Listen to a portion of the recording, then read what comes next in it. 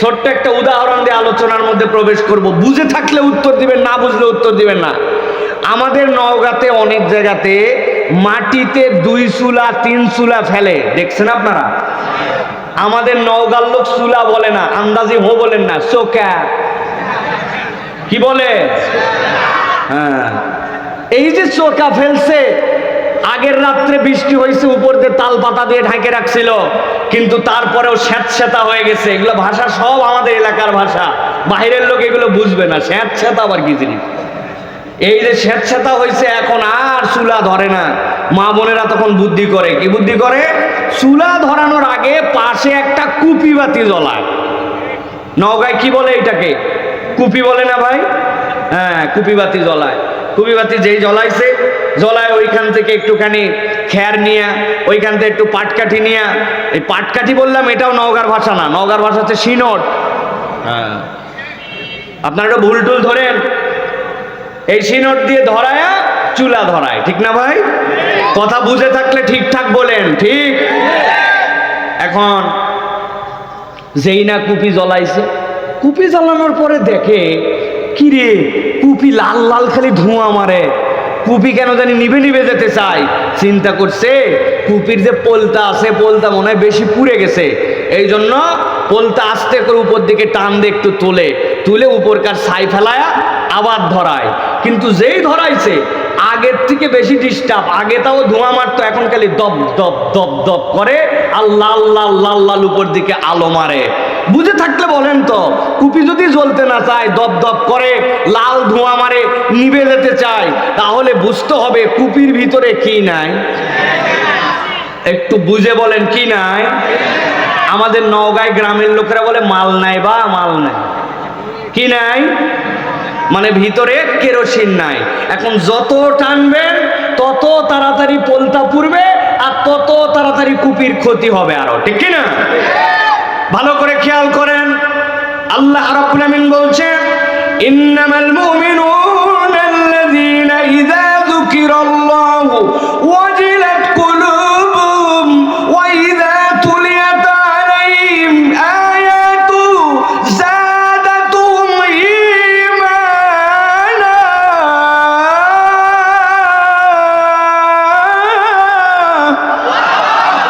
আল্লাহ বলছেন, দুনিয়ার মানুষ, তোমার ভিতরে যদি ন্যূনতম ঈমান থাকে, তোমার ভিতরে যদি আল্লাহ রাব্বুল আমিনের কালামের প্রতি আকর্ষণ থাকে, আর তুমি যদি এই পরিচয়টা সত্যই মানুষের সামনে দেখাইতে চাও, আল্লাহ বলছেন, আমি আল্লাহ বললাম, ওই মানুষ, যেই মানুষগুলা মুমিন, তাদের সামনে যখন আল্লাহর আয়াত তেলাওয়াত করা হয়, মাজালিসুজ জিকির হয়, যেই জায়গাতে কোরআনুল কারীম তার সামনে উপস্থাপন করা হয়, এইটা তার মধ্যে একটা এফেক্ট ফলে।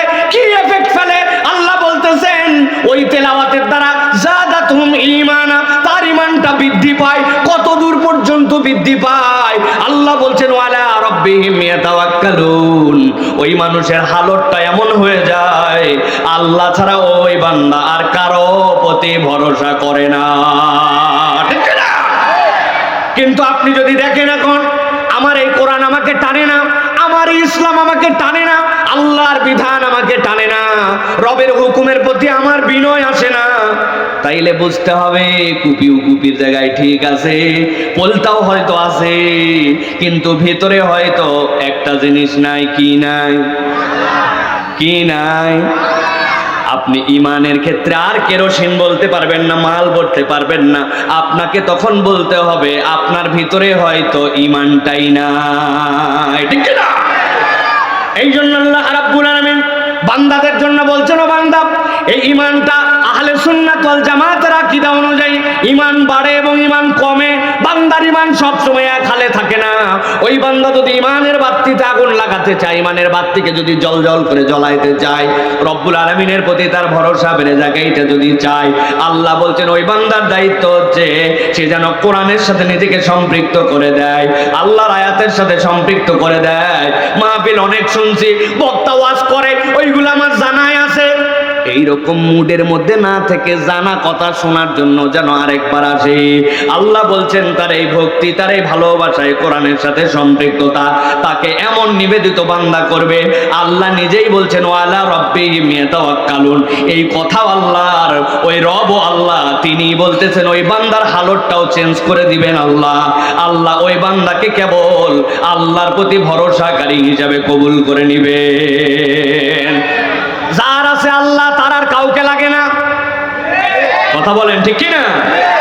একজন গরম দিয়ে বলছে আমার সাথে লাগার আগে 2 বার হিসাব করিস, রাজা ভাই চিনিস? আমি রাজার লোক। ওরে বাবা রে বাবা, ওই চিন্তা করছে তাই তো এর সাথে তো লাগা যাবে না। এখন রাজা ভাইয়ের কাছে আরেকজন এসে বলতেছে চেয়ারম্যান সাহেব বুঝে সুঝে চলেন, আমি কিন্তু উমুক মন্ত্রীর লোক। তখন রাজা ভাইও চিন্তা করবে রাজনৈতিক কনসিডারেশনের কারণে তাকে অন্তত পক্ষে সম্মান করা লাগবে, ঠিক কি না? এখন যেই লোক রাজা বাইরে আছে ভয় দেখাইছিল, ওই লোকের কাছে একজন এসে বলছে কার কাছে কি গরম দেখাস? আমি প্রধানমন্ত্রীর কাছের লোক। ফুস ফুস, ঠিক কিনা? এখন প্রধানমন্ত্রীর কাছের লোক দেখে যদি সে ফুস করে, তার কাছের লোক দেখে যদি আরেকজন দমে যায়, তার মানে কাছের লোক সম্পর্ক ভালো থাকলে আর তার সাথে ঘনিষ্ঠতা থাকলে মানুষ তার গরম দেখায়, মানুষ তার পাওয়ারটাকে ব্যবহার করে। কিন্তু দুনিয়ার মানুষ যদি একবার বুকে হাত দিয়ে বলতে পারে দুনিয়ার কারো সাথে আমার সেরকম পরিচয় নাই, সামাজিকতার কারণে অনেক কিছু থাকতে হয়, কিন্তু আমি যার তার লোক নয়, আমি কিন্তু আল্লাহর লোক। একবার যদি বলতে পারে আমি আল্লাহর লোক আর আল্লাহর হয়ে যায়, ওই বান্দাকে আর কাউকে ভয় পাওয়ার কারণ থাকতে পারে? থাকতে পারে? আমার আল্লাহ রাব্বুল আলামিনের এই কথার সাক্ষী আছে, দুনিয়াতেও প্রমাণ আছে। দিল্লির রাস্তায় 2 জন লোক স্বামী আর স্ত্রী একসাথে চলাফেরা করতেছে, নতুন বিয়ে হয়েছে। মহিলার প্রতি ওই পুরুষের যে আকর্ষণ চিন্তাই করা যায় না। ওই মহিলার ব্যাপারে কেউ যদি একটা কথা বলে তারে মেরে ফেলতেও দম পাবে না। এইরকম ভালোবাসা, এরকম মহব্বত। 2 জন একসাথে হেঁটে হেঁটে যায়, এক জায়গায় দাওয়াত, নতুন জামা কাপড় পরছে ওই মহিলা। এই সুন্দর করে 2 জন জুটি একসাথে চলতেছে। ওই দিন রাস্তার মধ্যে একটু বৃষ্টি হয়েছে। আগেকার মানুষ যারা ছিল তারা জানবেন, আগে আমাদের মতো এরকম জুতা ছিল না, আগে খড়ম পরা লাগতো। খড়ম, ঠিক না? ওই খড়ম যেটা স্পঞ্জ, ওই খড়ম পরে যদি আপনি সাবধানে না চলেন তাহলে জুতার পিছনে যে চটাস চটাস, ওই চটাস চটাস অনেক পর্যন্ত মাথার টুপি পর্যন্ত ময়লা করে ফেলে, ঠিক না ভাই? এখন এক মুরব্বী ওই যে 2 জন পাশ দিয়ে যাচ্ছে তার পাশ দিয়ে চলতেছিল, চলতে চলতে ওই খরমের চটাস করে একটু কাদা উঠে লাগছে ওই মহিলার গায়ে। আর যাবে কোথায়? আরে আমার প্রিয়তমা, যারে নিয়ে আমি প্রোগ্রামে যাচ্ছি, যার নতুন জামা কাপড়, তুই এত বড় ব্যাককল, তার গায়ের মধ্যে কাদা লাগালি। এক কথা 2 কথা বলতে বলতে হঠাৎ করে রাগের মাথায় ওই মুরব্বীর গালের মধ্যে একটা থাপ্পড় লাগাই দিয়েছে ওই যুবক। ভালোবাসার দাবি, প্রিয়তমার দাবি, এই কারণে এক থাপ্পড় লাগাই দিছে রাগের মাথায়। এই যে থাপ্পড়টা লাগাই দিছে, লাগাই দেওয়ার পরে মুরব্বী তো বিব্রত, আমার তো দোষ নাই, কিন্তু তারপর আমার সাথে এরকম করলো। হেঁটে হেঁটে সে চলে যাচ্ছে।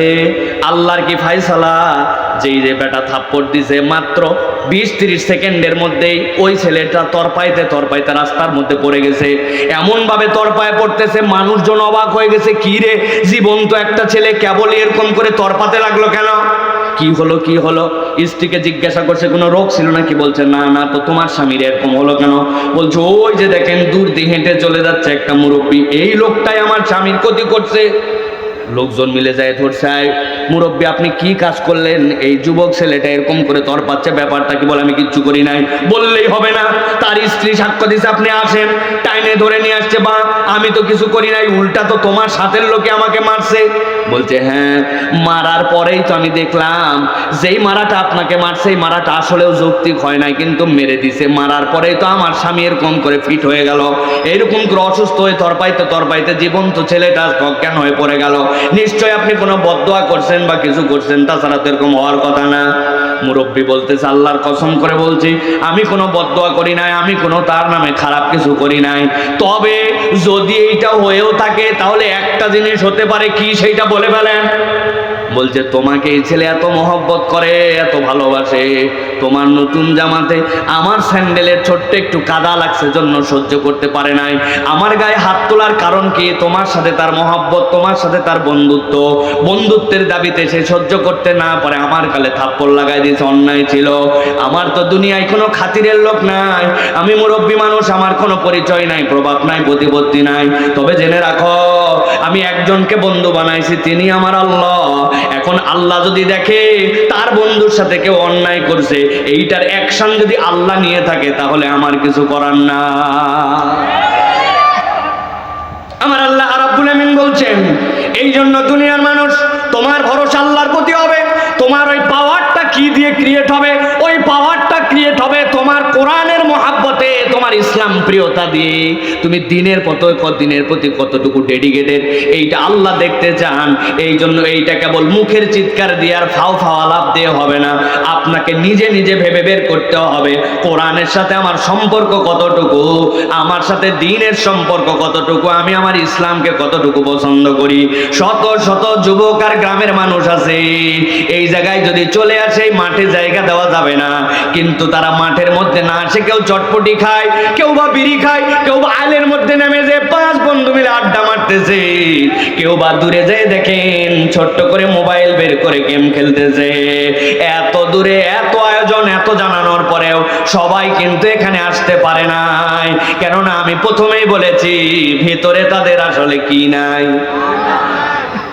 তেল নাই। কি নাই? এটা ঈমানের তেল।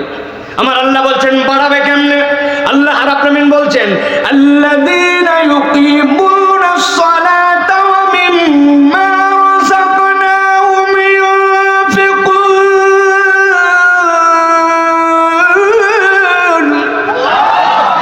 আল্লাহ বলছেন তাদের পরিচয় আমি আল্লাহ দিয়ে দিলাম। 1 নম্বর পরিচয়, সালাত ছাড়া কিচ্ছু বুঝে না সে, দুনিয়া একদিক, সালাত তার একদিক।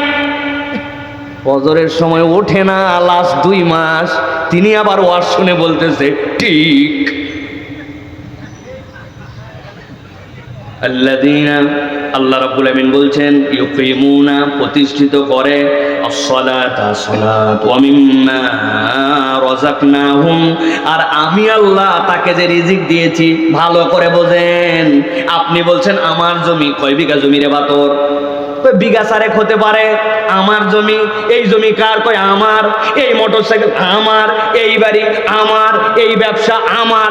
আল্লাহ বলছেন রাখো, পরিমাণ নবায়ন করো। ওয়া মিম্মা, যা কিছু আমি রজাক না, আবার আল্লাহ ইয়ায় মুতাকাল্লিম বলতেছেন আমি তাকে দিয়েছি হুম, তাদেরকে। সুতরাং যে রিজিক এইটা আমার হাতের কামাই নয়, এটা আল্লাহর দেওয়া। আল্লাহ বলছেন আমার দেওয়া রিজিক থেকে নির্দ্বিধায় তারা খরচ করে। এই চরিত্র না থাকলে ওই মানুষগুলার তাওয়াক্কুলও আসবে না, ওই মানুষগুলা আল্লাহ প্রেমী, এইটার প্রমাণও দেওয়া যাবে না। ঠিক না? ব্যাগ আপনার সামনে দিয়ে একটু আগেই ঘুরে আসছে, আবার জোরে করে বলতেছেন ঠিক। খুচরা চেক করে দেখছে না, খুচরা টাকা নাই, আবার বলছে প্রত্যেক জুম্মাতি দেই, আবার মাহফিলের দেওয়ার আবার কি দরকার আছে? রাখ তো রাখ, কুদ্দুস দিবে। আপনি চিন্তা ভাবনা করছেন, এইরকম মন মানসিকতা নিয়ে ঘুরতেছেন। আল্লাহ বলতেছেন শুধরায় যাও, ওই শুধরানির জন্যই তো আজকের আয়োজন। ঠিক না?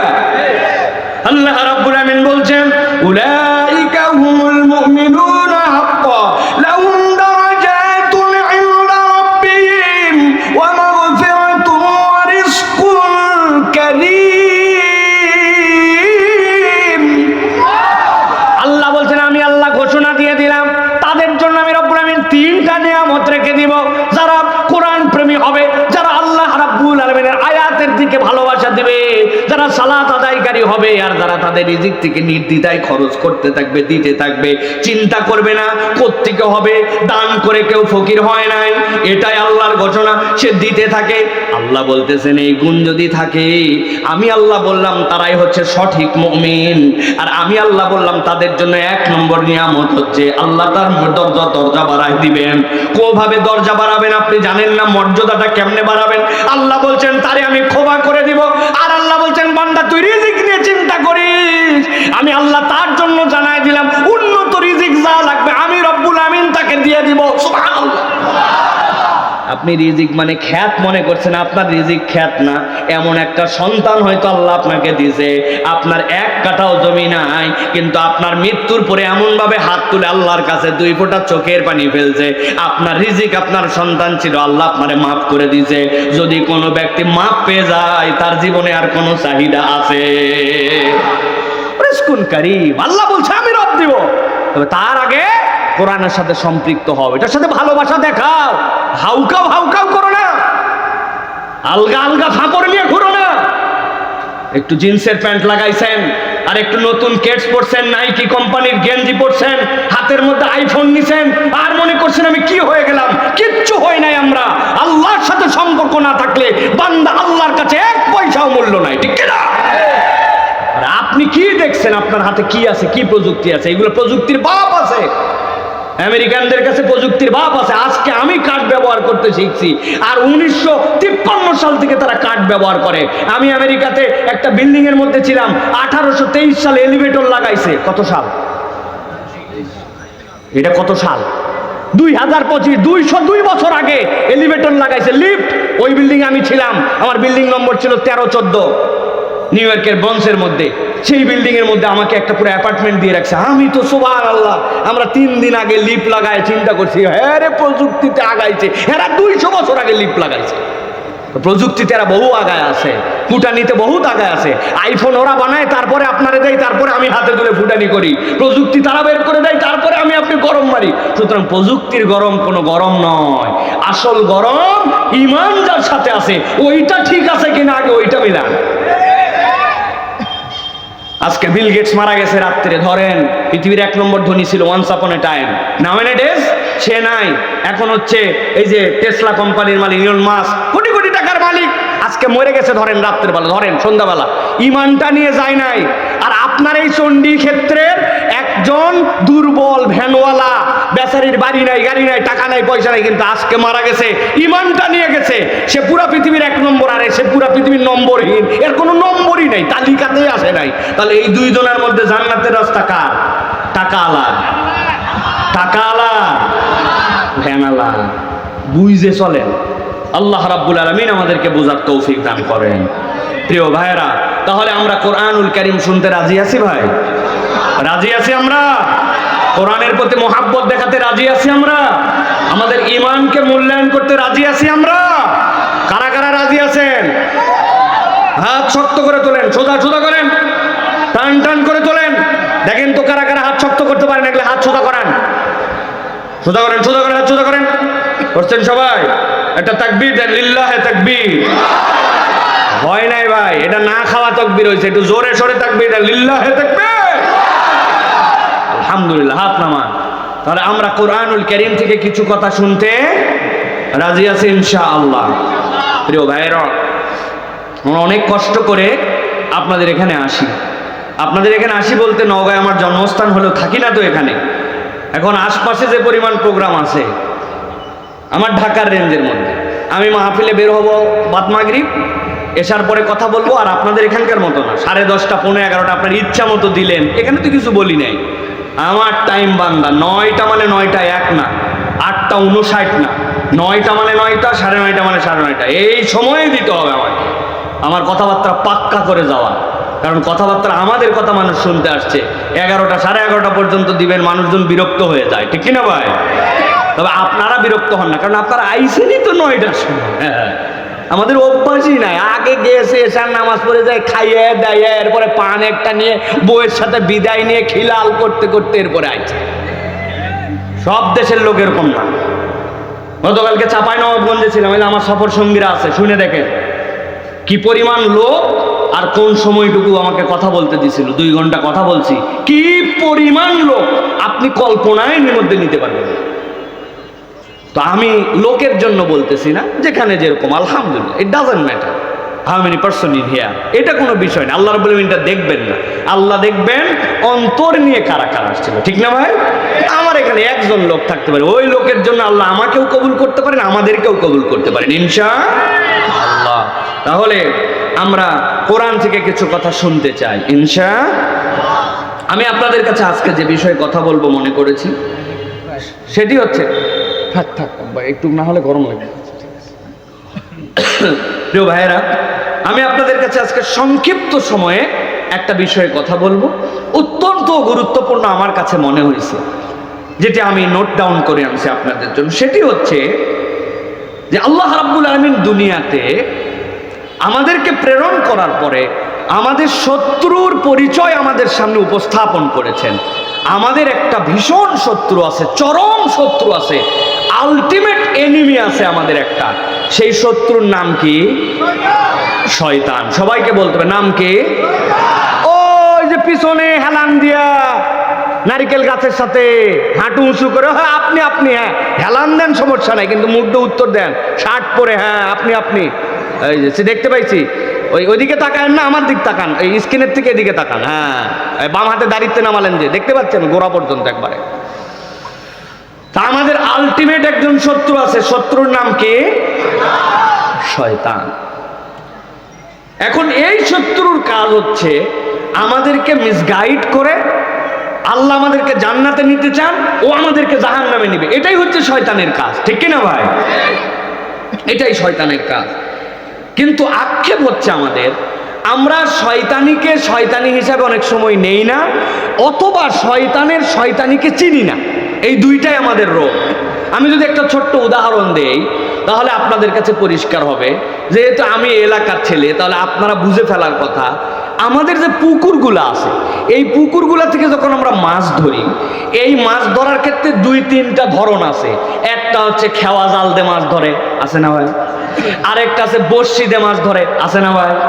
আরেকটা আছে দেখবেন যে টানা জাল দিয়ে মাছ ধরে, আছে না ভাই? শেষ একটা আছে, সেটা হচ্ছে এই বছর আর বা এগুলার মধ্যে নাই, একবারে পুকুরের মধ্যে মেশিন ফেলে সব পানি ছেঁচে যা আছে সব ধরে ফেলবে, ছেঁচেও মাছ ধরা হয়, ঠিক না ভাই? ভালো করে বুঝেন ঠান্ডা মাথায়। এখন পুকুরে সেচ লাগাইছে, সেচ লাগায় সব পানি তুলে ফেলে দিছে, কোনো পানি আর দেখা যাচ্ছে না, একদম পুকুর পরিষ্কার। পুকুরের মধ্যে দেখা যাচ্ছে না আর কোনো মাছ, যা মাছ ছিল সব নিয়ে চলে গেছে। কিন্তু শুধু 1 থেকে 1.5 হাত ক্যাতক্যাতা কাদা আছে, পাতা পড়ছে, কাদা হয়েছে 1-1.5 হাত ক্যাতকাটা কাদা। বুঝলে উত্তর দিবেন না? বুঝলে উত্তর দিবেন না? পুকুরে পানি নাই, ধরার মতো কোনো মাছ নাই, চোখে আর কোনো মাছ দেখা যাচ্ছে না, কিন্তু কাদা আছে 1 থেকে 1.5 হাত। বুঝে থাকলে বলেন, এই পুকুরে এখনো ধরার মতো কিছু মাছ আছে না? আছে। যারা উত্তর দিলেন না বোঝেননি, আছে না? নাই। কি মাছ আছে? গুছি আছে, কানস আছে, শোল আছে, টাকি আছে, পুঁয়া আছে, কই আছে, আছে কিনা ভাই? এখন যে পুকুরওয়ালা এবার বড় দিলওয়ালা মানুষ, কিছু পুকুরওয়ালা থাকে দিলওয়ালা, কিছু আছে ছেঁচরা, সব ধরে খাবে, তারপরে মানুষের মাছ ধরতে দিবে না। বাচ্চা কাচ্চারা কত আগ্রহ নিয়ে বসে থাকে, হ্যাঁ নাম্বুরা, সব খাবে ওই। আবার কিছু লোক আছে, বাবা এত মাছ আল্লাহ দিছে, এখন একটু গ্রামবাসী ধরে খায়, আছে না ভাই? দুই ধরনের মানুষই আছে।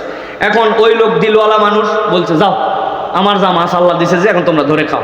সবাই নেমে গেছে, 5-7 বন্ধু মিলে নামছে, একটা করে গুছি তোলে আর দেখায় যে কে কি তুললো, একটা করে স্যান তুলে আর দেখায়। আল্লাহর কি কাম, ওই বন্ধুদের মধ্যে একজন আছে যার তকদিরে কোনো মাছ নাই, ও যেখানেই হাত দেয় দেখে হাসতায় মাঠ ওঠে না। অনেকক্ষণ পরে আল্লাহর কি কাম, ফস করছে এক জায়গা, দিছে হাত, যখন ঘাউর ধরছে তখন চিন্তা করছে আল্লাহ এতক্ষণ না দিয়ে ভালোই করছে, তোরা ধরছিস এইটুকু এইটুকু, আর আমি যেটা ধরছি আল্লাহ। তো চিন্তা করছে এতক্ষণ যারা আমার টিটকারি মারছে তাদেরকে অন্তত একটু দেখানো দরকার। বলছে টাকা কি তুলি দেখ। তোরা চিন্তা করছে বাবা এতক্ষণ তোলে না, এবার কি বোধহয় তুলবে রে। এরা হাতের কাদা ঝাড়তেছে আর অর্ধেক তাকায় আছে, কি উঠে দেখি তো, আস্তে করে টাইনে তুলছে, তুলে কি উঠছে ভাই? কি সাপ? ধোঁড়া। এর বিষ আছে, যদি কামড়ও দেয় গরুর গোবর লাগালে বিষ শেষ, ঠিক কিনা? কিন্তু ভালো করে খেয়াল করেন, মানুষ মাত্র ওই যে সাপ তুলেছে ওইটার বিষ আছে না নাই, ওইটা কামড়াবে না কামড়াবে না এই চিন্তা করে নাই। যখন মাত্র সাপ দেখেছে, যত সাহসী পুরুষই হোক না কেন, ওই মানুষটা সাপ তোলার সাথে তার দিলের মধ্যে একটা আতঙ্ক হয়, একটা ভয় লাগে, ঠিক কিনা?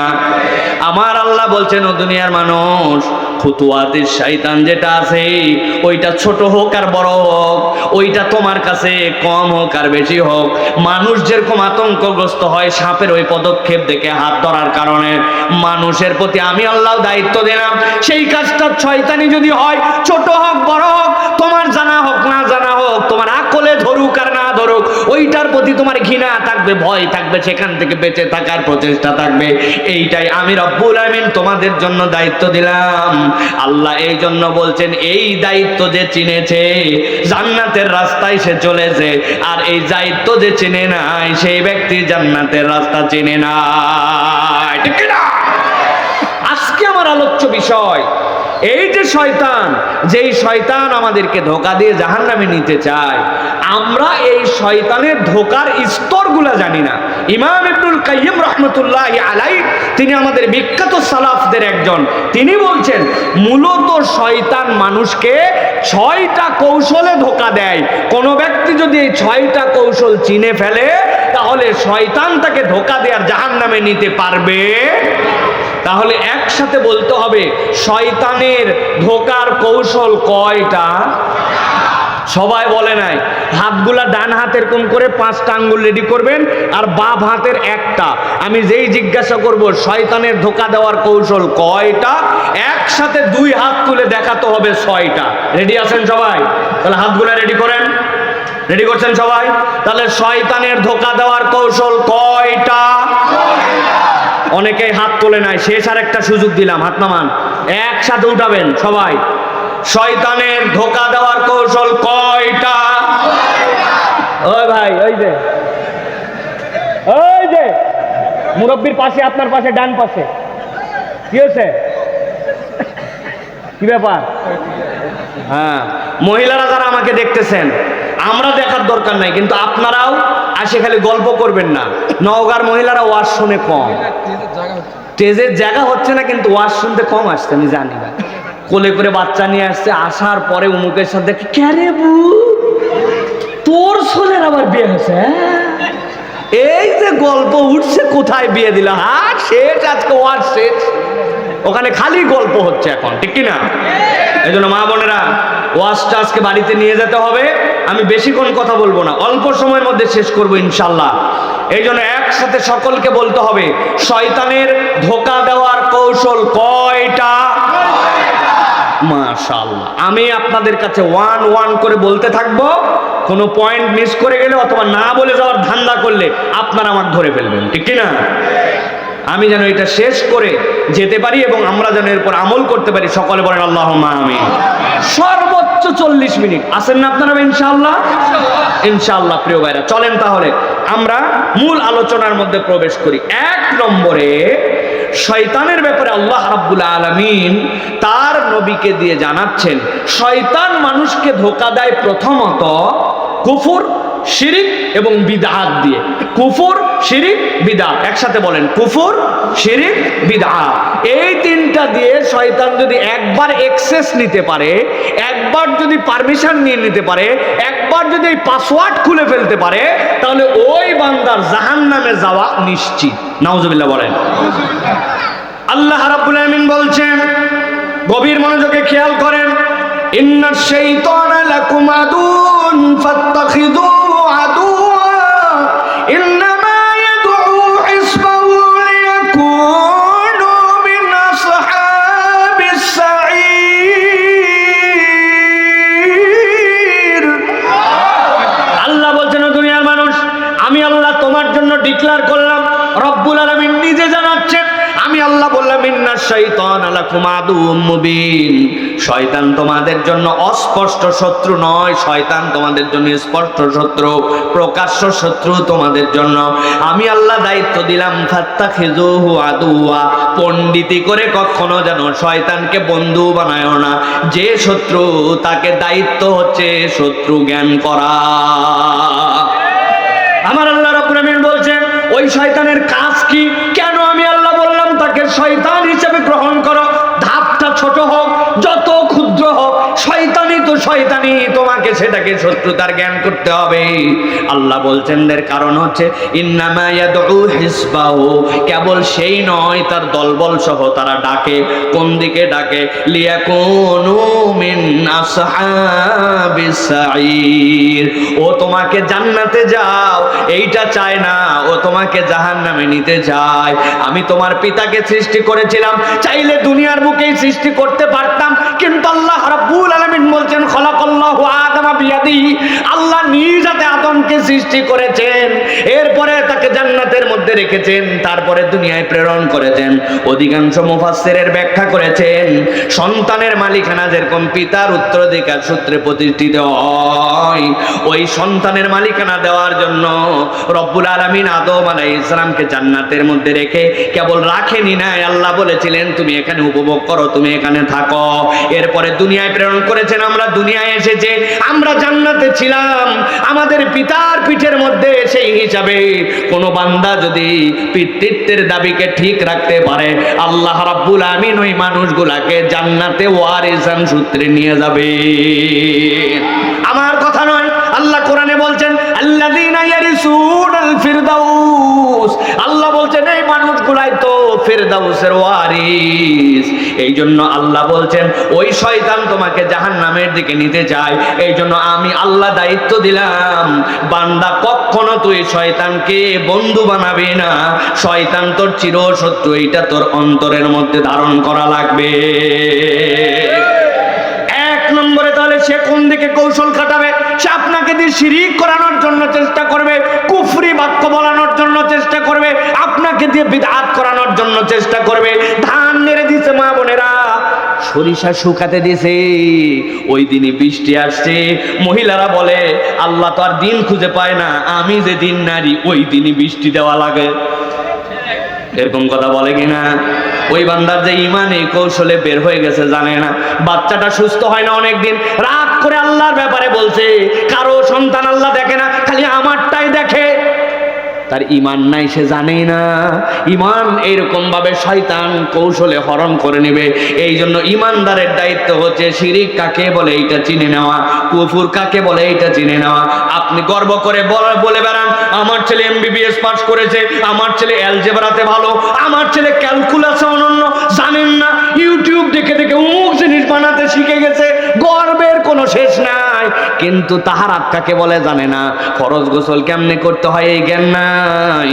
ওই বান্দা ইমান কাকে বলে, ইমানে মুজাম্মিল কাকে বলে, ইমানের মধ্যে যেইগুলা শর্ত আল্লাহ দিয়েছেন ওই শর্তগুলা কি কি এইটা বলতে পারে না। এমনকি নামাজের ভিতরের বাইরের ফরজের ব্যাপারেও তার কোনো জ্ঞান নাই। এরকম সন্তান আমাদের এই এলাকায় নাই। আছে কাদের গুলা? আসমান থেকে আসছে নাকি ওইগুলা? আল্লাহ রাব্বুল আলামিন এই জন্য বলতেছেন বান্দারা খবরদার খবরদার, ইমানের ব্যাপারে তোমাদের যেন কোনো গাফলতি না থাকে, তোমাদের যেন কুফরের ব্যাপারে গাফলতি না থাকে। আর 3 নম্বর হচ্ছে ওইটার অংশ হচ্ছে একটা, ওই বান্দাকে বিদআতের মধ্যে নিমজ্জিত করে দিবে। বান্দার কাছে এমন চটকদার করে উপস্থাপন করবে, ওই বলবে এইটা করলে কি হয়, আমার তো এর পেছনে যুক্তি আছে, যুক্তি দিয়ে দিয়ে ইসলামে যে এইটা নাই এইটা করে। এরকম মুসলমানও আমাদের সমাজে আছে কিনা? তুই বাপের ছেলে, তোর বাপটা তো খারাপ ছিল না, হারে কি বাপ কি সন্তান, 40 করলু না তুই, হাহা কি ছেলে রে, এলাকায় সবার কাছে বলে বেড়াচ্ছে। আর অথচ ও জানছে সন্তান হিসাবে খাওয়ানো ভালো, বাপের জন্য দোয়া করা ভালো, দান সাদাকা করা ভালো, কিন্তু 40 দিন টার্গেট করে ইসলাম কোনো ইবাদত দেয় নাই, এটা বিদআত। এটা জেনেই সে অন্য অনেক কাজ করছে কিন্তু ওই কাজ করে নাই, এই জন্য এলাকার সব লোক তারে ক্রিটিসাইজ করে বেড়ায়। এরকম মুসলমান নামদারি ইমানদারও আছে কি নাই? আছে না ভাই? যুক্তি দিয়ে আবার অনেক ভালো কাজ করে। আমিও আপনাকে 2-1টা যুক্তি দেবো আজকে, যদি হিম্মত থাকে তাহলে যুক্তি কাটাবেন। কোরআন শরীফ পড়া ভালো না খারাপ? যারা বললেন না ভালো না খারাপ, আমি আপনাদের কাছে মাসালা দিলাম। আপনারা অনেকেই কোরআন শরীফ বসে বসে পড়েন, এই কোরআন শরীফ বসে বসে পড়া জায়েজ নাই। কোরআন পড়লে আপনাকে দাঁড়ায় পড়া লাগবে। হুজুর কি আশ্চর্য কথায় ফতোয়া আপনি কোত্থেকে পাইলেন? আমি যুক্তি দেই, দেখেন তো আপনাদের পছন্দ হয় কিনা। নামাজ আপনারা আদায় করেন তো করেন কিনা ভাই? আপনি যে সিজদা দেন, সিজদার মধ্যে কি আপনি কোরআন তেলাওয়াত করেন? আপনি কি রুকু দেন, রুকুর মধ্যে কোরআন তেলাওয়াত করেন? আপনি যে মধ্যের বৈঠকে আত্তাহিয়াতু লিল্লাহি ওয়াস সালাওয়াত পড়েন, ওই জায়গায় কি কোরআন তেলাওয়াত করেন? না, আপনি কোরআন তেলাওয়াত করেন কোন সময়? দাঁড়ায় দাঁড়ায়া। তাহলে নামাজের মতো ইবাদতে যদি আপনি দাঁড়ায় কোরআন পড়েন, তাহলে বাকি সময় আপনি বসে পড়তে পারবেন না। যুক্তি ঠিক আছে কিনা? বলবে হুজুর আলগা মারেন না, নবীজি ওই নামাজও পড়ছে আবার কোরআন তেলাওয়াতও করছে। আয়েশা সিদ্দিকা রাদিয়াল্লাহু তাআলা আনহার কোলের মধ্যে মাথা দিয়ে শুয়েও নবী কোরআন তেলাওয়াত করছে। আপনি কোত্থেকে ভুয়া যুক্তি আনছেন? কথা ঠিক কিনা? বুঝে বলবেন, ঠিক কিনা? এই যুক্তি কি চলবে? আচ্ছা, এটা বাদ দিলাম, আরেকটা সুন্দর যুক্তি দেয় আপনাদের কাছে। এ এলাকায় ঈদগাহ আছে কিনা? ঈদের নামাজ আপনারা পড়েন তো? আপনাদের ঈদের নামাজ যে পড়েন, চন্ডী ক্ষেত্রে ঈদের দিনে ঈদের নামাজের জন্য আজান দেওয়া হয় তো? আজান দেয় না? নাউজুবিল্লাহ, কি কয়? আজান দিবে না কেন? নবীজির সময় ছোট জায়গা, মাইক ছিল না, ওই সময় আজান হয় নাই। এখন লোকজন যেন একটাও নামাজ মিস না করে, এই জন্য আজান দিয়ে আগামী ঈদের থেকে আমরা নামাজ পড়বো। রাজি? ও আজান না দেন, অন্তত একামত দিব আমরা। রাজি? কেন? একামত দেওয়া গুনাহ, আজান দেওয়া গুনাহ না। হুজুর এগুলো যুক্তি মারায়েন না। আল্লাহ নবী করেন, আপনি কোত্থেকে যুক্তি নিয়ে আসছেন? কথা ঠিক কিনা? আপনারা জুমার নামাজ পড়েন কিনা? কথা বলতেছেন না যে? আমি জানি তো পড়েন, কারণ সপ্তাহ পড়েন না, কিন্তু জুমা তো পড়েন। হ্যাঁ, জুমা তো পড়েন। আপনারা জুমার নামাজ কয় রাকাত? কয় রাকাত? প্রত্যেক রাকাতে কয়টা রুকু? একটা রুকু। সিজদা কয়টা? নবীজির গুনাহ ছিল না, সাহাবায়ে কেরাম ভালো মানুষ ছিলেন, তাদের থেকে আমাদের গুনাহ খাতা কত বড়, বেশি বেশি গুনাহ আমাদের। তাহলে নবীর সময় তারা 2 রাকাত পড়ছে, তাদের গুনাহ ছিল না, আর আমাদের গুনাহগার আমরা। অতএব আমাদের গুনাহ বেশি, এই জন্য নামাজটা অন্তত যেহেতু সপ্তাহের মধ্যে ফাঁকি মারি, আগামী জুম্মার থেকে আমরা 4 রাকাত করে জুমার নামাজ পড়বো। প্রতি রাকাতে 2টা করে রুকু দিব, আর 2টার বদলে 4টা করে সিজদা দিব। কারা কারা রাজি আছেন? মুহাব্বতের সাথে হাত তোলেন। কেউ রাজি নাই?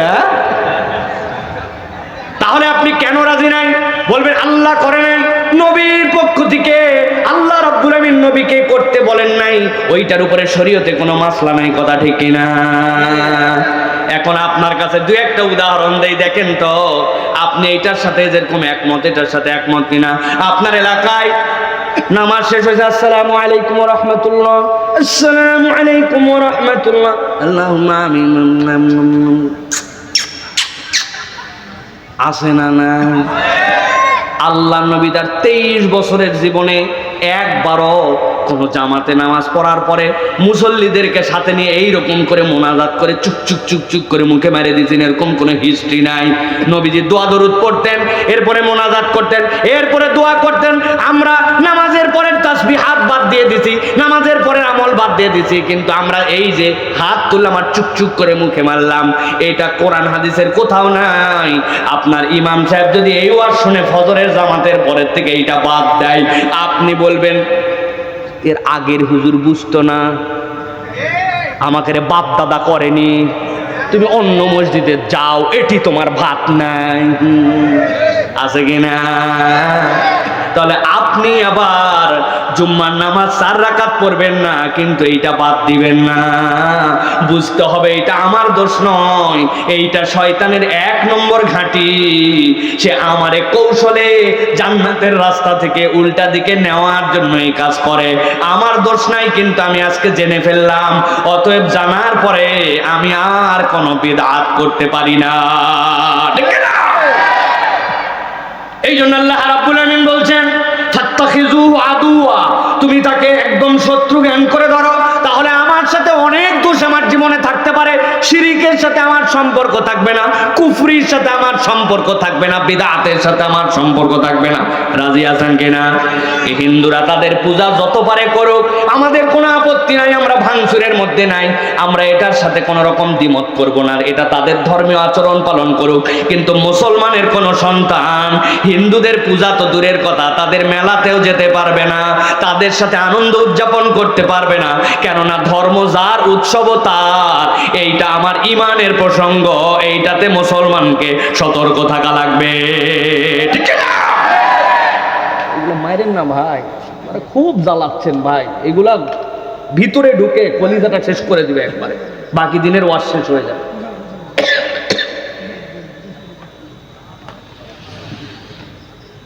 এক নম্বর তাহলে মনে রাখেন, 6টা ধাপ বলবো। 1 নম্বরে আমাদের দ্বারা যেন কখনো শিরিক না হয়, কুফুর না হয়, বিদআত না হয়, সতর্ক থাকবো তো ইনশাআল্লাহ। জানতে হবে এইটা। এরপরে হয়তো এমন একটা ওয়াজ দরকার যেটাতে ইমানের পরিচয়, কুফুরের পরিচয়, শিরিকের পরিচয় এইটুকুই কেবল আলোচনা হবে। কেননা মোটা দাগে এইটুক বলে দিলে অনেক মানুষ এখন পর্যন্ত কনসেপ্ট ক্লিয়ার না। কিন্তু মনে রাখতে হবে কুফুর, শিরিক, বিদআত যেন আমার দ্বারা না হয়, এটা হচ্ছে শয়তানের 1 নম্বর কৌশল, ঠিক কি না? এবার চলেন 2 নম্বরে। যখন শয়তান আপনার সাথে শিরিক করাতে পারে না, কুফর করাতে পারে না, এই বান্দা বিদআত থেকে সতর্ক। শয়তান তখন কিভাবে পদক্ষেপ নেয়? আমাদের সালাফরা বলছেন তখন শয়তানের যা কাজ হয়, এই বান্দাকে দিয়ে গুনাহ কবিরার দিকে আগায় দেওয়া, বড় গুনাহ তার কাছে করায় নেওয়া। ওই বান্দা যখন গুনাহ কবিরা করতে শুরু করে আর ফিলিং যখন তার অন্তরে না থাকে, তখন শয়তান গেইনার হয়ে যায়, ওই বান্দাকে তখন জাহান্নামের দিকে নেওয়া সহজ হয়ে যায়। আমার আল্লাহ রাব্বুল আলামিন বলছেন, ইন তাজতানিবু কাবায়িরা মা তুনহাউনা আনহু নুকাফির আনকুম সাইয়্যাতিকুম ওয়া নুদখিলকুম মুদখালান কারীমা। আমার রব্বুল আমিন বলছেন, ও দুনিয়ার মানুষ, আমি আল্লাহ তোমাদের জন্য অফার দিয়ে দিলাম, আমি রব্বুল আমিন তোমাদের জন্য সহজ করে দিলাম। সূরা নিসা 31 নম্বর আয়াতের মধ্যে আল্লাহ বলছেন, ইন তাস্তানিবু, তোমরা যদি বেঁচে থাকো, কাবায়িরা মা তুনহাউনা আনহু, আমি আল্লাহ যে সকল কবিরা গুনাহ থেকে তোমাকে নিষেধ করেছি, আমি আল্লাহ তোমার জন্য ঘোষণা দিলাম, নুকাফির আনকুম সাইয়্যাতিকুম, তোমার বাকি গুনাহগুলোকে আমি রব্বুল আমিন চাপা দিয়ে দিব, ওইগুলা দেখা যাবে না। আর আমি রব তোমার জন্য ঘোষণা দিলাম, ওয়া নুদখিলাকুম মুদখালান কারীমা, তোমার ওই গুনাহ কাবিরাত থেকে বেঁচে থাকার কারণে আমি আল্লাহ সম্মানিত জান্নাতে তোমাকে ঢুকায়া দিব। তাহলে শয়তান আপনাকে আমাকে দিয়ে কবিরা গুনাহ করাতে চায়, আপনাকে জেনে নিতে হবে কবিরা গুনাহগুলো আমার জন্য কি।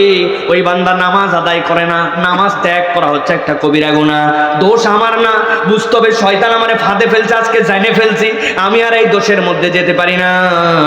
ওই বান্দাকে সুদের কারবারের মধ্যে ঢুকায় ফেলছে, ওই বান্দাকে বুঝাইছে এটা কোনো ব্যাপার না, সুদ আর মুনাফা একই রে পাগলা, ওটা 1450 বছর আগের মামলা, এখনকার দুনিয়া চলে না, আছে না? আমি নওজোয়ান মাঠে বলছিলাম, নওগাঁর কতগুলো দাদন ব্যবসায়ী আছে, খুব চমৎকার করে তারা আপনার কাছে কৌশলে ব্যবসা করে। এক লোক বিপদে পড়ে যায়, বলছে চাচা 1000 টাকা একটু হাওলাত দেন। বলছে হাতে টাকা নাই। সর বললাম, ডিস্টার্ব করিস না।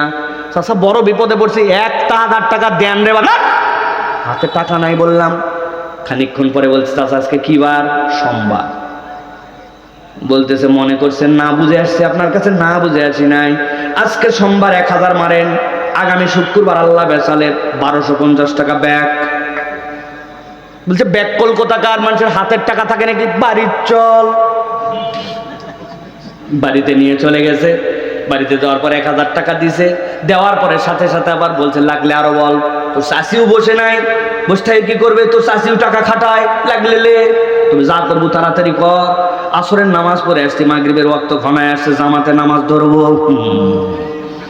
আসরের নামাজ জামাতে পড়ে আসে, মাগরিবের নামাজ ধরতে চায়, মধ্যে দাদনে টাকা খাটায়, সুদে টাকা লাগায়। এরকম মহাজন বোধহয় আমাদের নওগাঁয় না। কথা বলে আছে কিনা? আমার আল্লাহ রাব্বুল আমিন বলছে এটা শয়তানের কৌশল। সে তোমাকে সুদের মধ্যে জড়াবে, সে তোমারে বুঝ দিবে। আরে ঈদ সাত বলে একটা কথা আছে দোস্ত, কতদিন আর বিড়ি ফুঁকাবো? এবার ঈদের মধ্যে জিনিস আনছি। আমি কি আনছিস? কই তুই খালি বিড়ির ভিতরে মাল ক্লিয়ার করে রাখ, দেখ কি আনি। নিয়ে আসছে পুরিয়া, আনার পরে কুচকুচ করে কাটে ওর মধ্যে ঢুকাইছে। ঢুকানোর পরে বলছে টাইনিয়ে দেখ দোস্ত কি মজা, এক টানেতে যেমন তেমন, দুই টানেতে রাজা। নওগাঁ অঞ্চলে উহার নাম বাবা সবাই চেনেন দেখি। আপনারে বুঝাইছে এইটা কোনো ব্যাপার না, ঈদ চাঁদের কম দু একটা একটু করাই লাগে। আপনাকে শয়তান কৌশলের মধ্যে ফেলছে, কেননা মদ এবং মাদকতা এটা হচ্ছে শয়তানের দ্বিতীয় কৌশল, কবিরা গুনাহ। একবার যদি এইটার মধ্যে নামানো যায় ওই বান্দাকে জাহান্নামে নেওয়া যায়। মুসলমানের সন্তান মাদকাসক্ত আছে কিনা? আছে কিনা? এই জন্য আল্লাহ রাব্বুল আলামিন বলছেন গুনাহ কবিরা থেকে তুমি বেঁচে থাকো। খবরদার খবরদার, মদের সাথে, সুদের সাথে, ব্যভিচারের সাথে তোমার সম্পর্ক থাকবে না। তবে মুসলমান হিসাবে তোমাদের জুলুমের সাথে কিছু সম্পর্ক থাকতে পারে, পারে না? বাবা বয়স হয়ে গেছে, এত বড় মুরব্বী, আজ পর্যন্ত বোনের সম্পত্তি ফেরত দেয় নাই ঠিকঠাক মতো। সরকারের জমির মধ্যে এক হাত লোভ সামলাতে পারে নাই, ঠেলে বাউন্ডারি ওয়াল ঢুকায় রাখছে, সানসেট বাইর করে রাখছে। এরকম মুসলমান আছে কিনা? হজে চলে গেছে, আহারে হজে যাওয়ার আগদে আগদে ছেলে মেয়েকে এক জায়গায় করছে। কত হাজার বার এই ওয়াজ আমি করছি। ছেলে মেয়েকে এক জায়গায় করে 10 বিঘা জমি, 2 ছেলে তার 2 মেয়ে। মেয়েদেরকে বলছে মা চিন্তা করিস না, আসার সময় চেন নিয়ে আসবো গলার, নাতিদের জন্য আংটি নিয়ে আসবো, তোদের বিয়ে শাদীর সময় খরচ হয়েছে। 2 মেয়েকে 1.5 বিঘা জমি ইনসাফ মতো ভাগ করে দিয়েছে। 33% যদি হয় তাহলে 2টা মিলাই যোগ করে 50% করে 25 করে ভিটার দিকে জমি দিয়েছে। আর বাকি যে 9 বিঘা জমি, এই জমি ভাগ করে দিয়েছে 2 ছেলেকে। বড় ইনসাফওয়ালা হাজি। এই সকল ভক্কর চক্কর বুঝতে মক্কা শরীফ চলে গেছে, ডাইরেক্ট ফ্লাইটে যাইয়া এহরামের কাপড় পরে খানায় খাবার সামনে। বাপরে, হাজি তো কাঁদে, কিন্তু এটা এত কান্দে কেন? দেখি তো কি দোয়া করে, আল্লাহ আসার একটু ভুল হয়ে গেছে, মেয়েদেরকে 1 বিঘা দিয়ে 9 বিঘা 2 ছেলেকে দিচ্ছে। আল্লাহ কাবা দেখলে সব গুনাহ মাফ হয়, দয়া করে তুই আমার গুনাহ মাফ করে দে। আল্লাহ ফেরেশতা নামাবে না, কিন্তু যদি ফেরেশতা আসতো ঠাড়া এক থাপ্পড় লাগাতো, হাজিরে বদমাইশ কোথাকার, তুমি বান্দার হক নষ্ট করে খানায় কাবা এসে কেঁদে কেঁদে যদি এই জায়গাতে তুমি বন্যা এনে ফেলো, আল্লাহ বান্দার হক নষ্ট করার গুনাহ মাফ করবে না, ঠিক না? আপনি বান্দার হক নষ্ট করে দেশের থেকে টপ করে পার হয়ে ওই পারে চলে গেলেন, বিদেশে বাড়ি বানায় চলে গেলেন, ব্যাংকগুলাকে হাওয়া বানায় দিলেন, আর মনে করতেছেন বাপরে বাপ তাহাজ্জুদের সময় আপনি বিরাট বড় জায়নামাজ দিয়ে ঘুরতেন, আল্লাহ বোধহয় আপনারে ছেড়ে দিবে। জাহান্নামে যাওয়ার আগ পর্যন্ত আল্লাহ ছাড়বে না। ভালো করে এই জন্য বুঝে নেন, খবরদার আমার জানা যেন কেন জুলুম না হয়। সব হতে পারে, কিন্তু আমি যেন জালেম না হয়। দোষ আমার না, শয়তান আমাকে জালেম বানায়। আজকে জানে ফেললাম, সামনে দিকে আর করব না, আল্লাহ মাফ করে দিবে, ঠিক না? এই জন্য বোনের সম্পত্তি ঠিকঠাক মতো দিয়ে দেন, সন্তানের মধ্যে ইনসাফ করেন। নবীজির কাছে একজন সাহাবী আসছে, ইয়া রাসূলুল্লাহ হাদা ইবনি, এটা হচ্ছে আমার সন্তান, ও ওয়াসাইতু লাহু গোলাম, তার জন্য আমি একটা ওসিয়ত করছি গোলামের জন্য, সে যেন দেখভাল করে তার। আল্লাহ নবী বললেন হাল্লাকা ইবনুক, তোমার কি আর কোনো সন্তান আছে? বলে ইয়া রাসূলুল্লাহ আমার তো আরো 7টা সন্তান আছে বা 8টা সন্তান আছে, তাদেরকে তুমি কি গোলাম দিছো, খাদেম দিছো একটা করে? না দেই নাই। আল্লাহ নবী বললেন তুমি বেইনসাফ করছো, হয় সকল সন্তানের জন্য গোলাম দাও, না হয় তার থেকে গোলাম সরায় নাও নিজের সন্তানের জন্য। আল্লাহ নবী এই জুলুম থেকে বাঁচানোর জন্য বলেছেন। আর আমরা এমন কোন মানুষ নাই যে মানুষের হক নষ্ট করি না, জুলুম করি না। এটা আমাদের মুসলমানদের ভূষণ, এটা শয়তানের দ্বিতীয় কৌশল। শিরিক করায় না, কুফর করায় না, কিন্তু এই বান্দাকে দিয়ে গুনাহ কবিরা করায়। এইটার থেকে না বাঁচলে আমাদের পরকালে ভয়াবহতা আছে, ঠিক না? আমরা জুলুমকে জুলুমই মনে করি না, ছোট থেকে বড় অসংখ্য জুলুম আছে। আপনি 3 তলায় থাকেন, আরেকজন 2 তলায় থাকে, রাত 11টার সময় আপনি ডাইনিং টেবিলের চেয়ারটা টান দিছেন, খেল করে আইছে, বলছেন আমার নিজের টাকায় কেনা ফ্ল্যাট, টানবো জোরে না আসতে, এটা আমার ব্যাপার। কিন্তু নিচের তলার মানুষটা ঘুমাচ্ছিল, কষ্ট পাইছে, আপনি বেইনসাফ করছেন, জুলুম করছেন, আল্লাহর কাছে হিসাব বরাবর করা লাগবে। আপনার বাড়ির রাস্তার ধারে আপনি কান খুঁচায় ঠাস করে ফেলাই দিছেন কটন বাট, আপনি চিপস খালায় ফেলাই দিছেন, চিন্তা করছেন পৌরসভার দায়িত্ব সাফ করার, পানির জন্য যাই আটকায় গেছে ওই জায়গা, শহরবাসী কষ্ট পাইছে, আপনি আল্লাহর কাছে ধরা খাবেন, আপনি জুলুম করছেন। প্রত্যেকটা পদক্ষেপ শয়তান করাতে চায়, ইমানদারকে এইগুলাতে সতর্ক থাকতে যায় না। রে এত সতর্ক হলে দুনিয়া চলা যায় না। বা আছে না ঘোড়া বুঝ, এর নাম কি বুঝ, ওই বুঝ। ফজরের নামাজের পরে কান্দে করে কোদাল দিয়ে মুরব্বী মাঠে রওনা হয়েছে। লোকজন করছে কি ব্যাপার চাচা এত সকালে কোথায়? বলছে বা রোদ উঠলে আর আগের মতো কাজ করতে পারি না। তুমি জান কই একটু আল কাটা লাগবে বা আল কাটতে যাচ্ছে মুরব্বী সকালবেলা ফজরের নামাজের পরে, উনার সাথে যার আল লাগানো ওই লোক এখন আল কাটে নাই, উনি আল কাটার নাম করে 4 আঙ্গুল জমি একটু ঠেলতে চায়। এরকম আল্লাহর বান্দা নওগাঁয় নাই আছে বাবা। সব পেশেন্ট আছে দেখতেছি এই জায়গায়, রুগিয়ে ভরা। আল্লাহু আকবার। আপনি জেনে ফেলেন এইটা আমার ভুল না, এটা শয়তান আমাকে দিয়ে করাই, আজকে জেনে গেছি আর করব না, আল্লাহ মাফ করে দিবে, ঠিক কি না? অতএব এটা হচ্ছে 2 নম্বর, গুনাহ কবিরা থেকে বাঁচতে হবে। আর একটা কথা না বললে ইনসাফ করা হবে না। মানুষের মুখের 3টা গুনাহ আছে। কয়টা? একসাথে বলতে হবে কয়টা? এই 3 গুনাহ থেকে যদি বাঁচে ও আল্লাহর ফেরেশতার কাছাকাছি চলে যাবে, 70% ফেরেশতার কাছাকাছি চলে যাবে। 1 নম্বর মুখের গুনাহ মিথ্যা, 2 নম্বর মুখের গুনাহ গীবত, 3 নম্বর মুখের গুনাহ গালি। যার মুখে গালি নাই, গীবত নাই, মিথ্যা নাই, ওই বান্দা আল্লাহর ফেরেশতার কাছাকাছি পৌঁছায় যাবে। তাহলে 1 নম্বর গুনাহ কি বলছে? মুখের কথা বলেন, আরেকবার বলেন। 2 নম্বর কি বলেছে? গীবত। 2 নম্বর গীবত, 3 নম্বর গালি, 3 নম্বর গালি। আল্লাহর রহমতে নওগাঁবাসী এই দিক দিয়ে আগায়া দাড়িওয়ালা মুরব্বী হাজী সাহেবের মুখে পর্যন্ত হারামজাদা ছাড়া কথাই না, ঠিক না ভাই? ওরে কি মোহব্বত করে নাতিকে ডাক দিচ্ছে, এ হারামজাদা দোকানের থেকে পা না, কি সুন্দর করে ও বিরিলি আইকে বলছে। আহা, খবরদার মুখ দিয়ে গালি দেওয়া, ডিটেলস করার সময় নাই, রাত অনেক আগায় যাচ্ছে, এই জন্য আমি সংক্ষেপ করে বুঝাই বলছি। তাহলে আমরা গুনাহ কবিরা করব না, রাজি তো ইনশাআল্লাহ? 3 নম্বরে চলে নেব।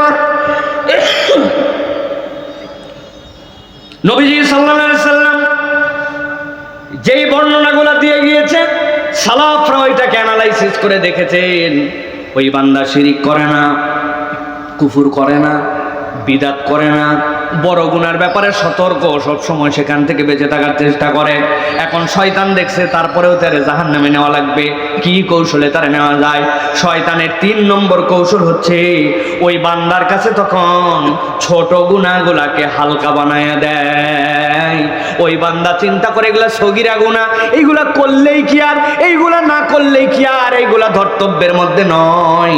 যখন বান্দার কাছে সগীরা গুনার নাম দিয়ে এই গুনাহগুলা হালকা হয়ে যায়, বান্দা এগুলাকে আমলে নেয় না, ওই বান্দার এই সগীরা গুনাহগুলাও জাহান্নামে যাওয়ার কারণ হয়ে যেতে পারে। নবীজি অদ্ভুত একটা উদাহরণ দিচ্ছেন, খেয়াল করেন। নবী করিম সাল্লাল্লাহু আলাইহি সাল্লাম বলছেন, তোমাদের একদল লোক মরুভূমির মধ্যে গেছে পিকনিক করার জন্য। ধরেন কথার কথা বলছি, সবাই মিলে একদিন পথ পার করছে, পথ পার করার পরে খাবার টাবার সব নিয়ে গেছে, যাওয়ার পরে এখন রান্না করা লাগবে, রান্না করা জিনিস যা নিয়ে গিয়েছিল সব পুরাই গেছে। ওইখানে যাওয়ার পরে এখন 1-2 জন দায়িত্ব নিছে খড়ি সংগ্রহ করার জন্য, খড়ি তারা সংগ্রহ করে নিয়ে যায় নাই। এখন 50 জনের কাফেলা, একজন খড়ি এতগুলা নিয়ে আসছে, নিয়ে আসার পরে চুলার নিচে জাল ধরানোর আগে ওই খড়ি শেষ, রান্না তো 50 জন, আর এইটুকু দেওয়া হবে না। তখন বুদ্ধি কি? আল্লাহ নবী সাল্লাল্লাহু আলাইহি সাল্লাম বলছেন খোলা মাঠে অবস্থান করে, এরপরে লাকড়ি সংগ্রহ করার জন্য সবাই বেরিয়ে গেছে। 2 ঘন্টা সবাই খড়ি সংগ্রহ করবে, সবাই এরপরে এক জায়গায় আসবে। একজন পাইছে এইটুকু, আরেকজন পাইছে এইটুকু, আরেকজন পাইছে একটা ডাল। কিন্তু যখন সকলে মিলে নিয়ে আসছে, একটা স্তূপ হয়ে গেছে, সব মানুষের রান্নার জন্য ওইটা যথেষ্ট, আরো বেঁচে গেছে। নবীজি বলতেছেন, তুমি দেখো ছোট্ট একটু গুনাহ, এইটা একটু এমন গুনাহ, এইটা একটু আগের গুনাহ, একটু পরে গুনাহ, এগুলো কবিরা নয়, ছোট্ট ছোট্ট গুনাহ। কিন্তু নবী বলছেন যখন কিয়ামতের দিনে তোমার আমলনামা তোমার সামনে খোলা হবে, ওই দিন বিপদ হয়ে যাবে। তোমার এই ছোট্ট গুনাহ যেটাকে তুমি কেয়ার করো নাই, তোমাকে ধ্বংস করে জাহান্নামে নেওয়ার জন্য যথেষ্ট হয়ে যেতে পারে। নবীজি সাল্লাল্লাহু আলাইহি ওয়াসাল্লাম এই জন্য বলছেন, খবরদার খবরদার, তোমরা ছোট গুনাহ কেউ ছোট মনে করো না, কেননা ছোট গুনাহ জমতে জমতে পাহাড় হয়ে যায়। মুসনাদ আহমদের হাদিস এইটা। অতএব এই গুনাহ আমার কাছে কোনো ব্যাপারই না, এই গুনাহ আমি আমলেই নেই না, এরকম গুনাহ আমাদের অ্যাভেলেবেল। আগে লজ্জা ছিল, এখন লজ্জাও চলে গেছে। মোবাইলে ওয়াজ দেখতে দেখতে এমন ভিডিও আসে, এমন অ্যাড আসে, ওই সময় চোখ নিচে নামে না, চোখ তখন ওইখানেই থাকে। লজ্জা চলে গেছে। চিন্তা করছে ওয়াজ দেখতেছি তো দু একটা এরকম আসে, সংবাদ দেখতেছি, কিন্তু যেই মহিলা সংবাদ পড়তেছে মুখ খোলা, পেট বের করা, এমন পোশাক পরে আছে যেটা শরীয়ত এলাও করে না, আপনি বিরাট বড় একটা ভালো খবর, ফিলিস্তিনের খবর শুনতেছেন, কিন্তু যারে দেখতেছেন দেখা হারাম, আপনার জন্য এটা মনে করছেন কবিরা গুনাহ। আমাদের ফিলিংস থেকে এইগুলো আস্তে আস্তে উঠে গেছে, ঠিক কিনা ভাই? আগে খেলা দেখার সময় দু একটা অ্যাড আসতো, ক্রিকেট খেলা দেখার সময় লজ্জায় মাথা নিচু করে অন্যদিকে তাকায়া কৌশলে বাদ দিতাম।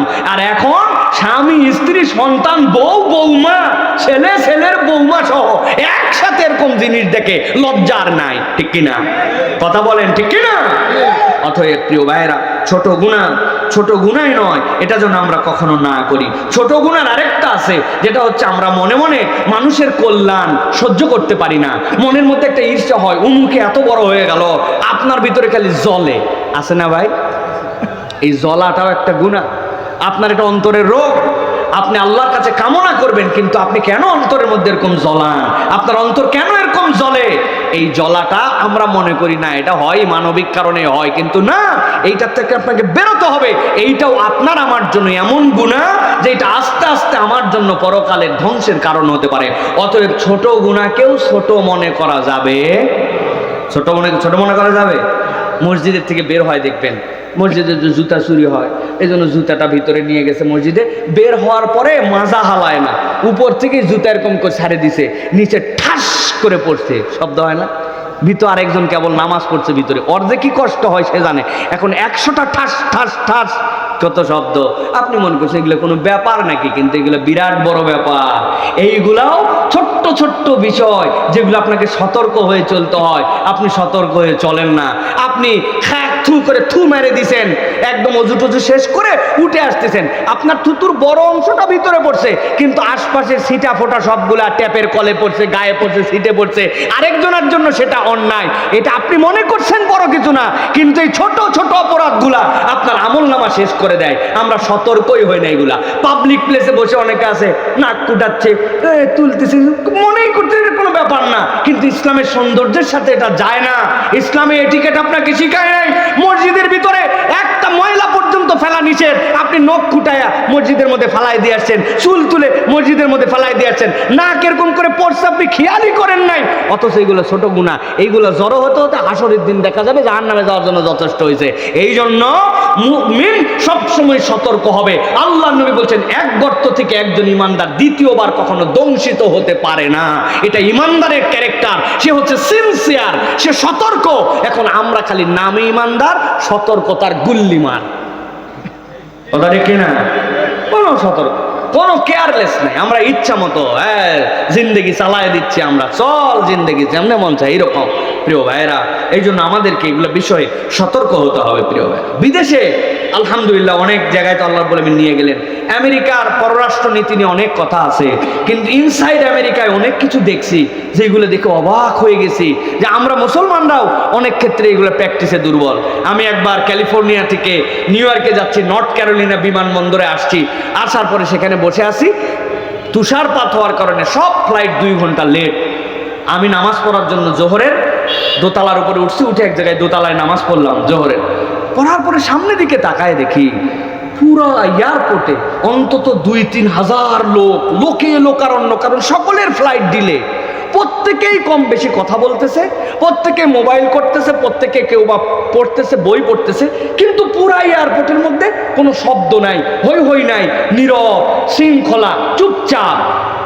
অবাক হয়ে খেয়াল করলাম যে ওরা যখন এরকম ক্রাউড প্লেসে কথা বলে, ওদের গলার ভয়েসটা এমন এক লেয়ার থেকে বলে, কথা বলে কিন্তু ওইটা হইচই হয় না।